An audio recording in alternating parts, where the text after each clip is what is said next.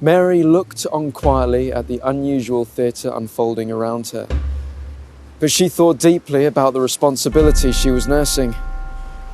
Within a short time, Joseph's little family would face even more upheaval.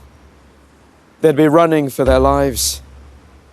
In obedience to Jewish law, after 8 days, the baby was circumcised, and he received the name instructed by the angel, Jesus or Emmanuel. Later, he was presented at the temple in Jerusalem. Nobody was expecting anything out of the ordinary to happen, but something mysterious occurred during the ceremony.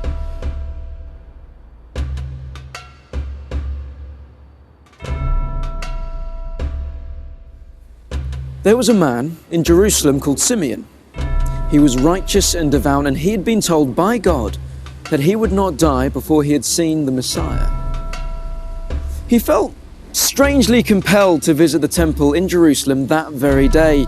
And then, when he saw the child presented by Joseph and Mary, he was overcome with a desperate urgency. He had to speak. He gathered the baby in his arms and said, "Sovereign Lord, as you have promised, you now dismiss your servant in peace. For my eyes have seen your salvation, which you have prepared in the sight of everyone." Simeon whispered a chilling note to Mary. He said the child was destined to cause the falling and rising of many, and that a sword will pierce your own soul too.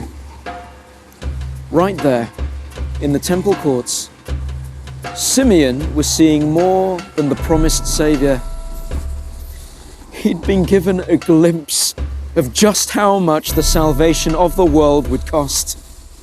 Then, with perfect timing, a wonderful old lady named Anna spoke about the child being the one who would redeem Israel.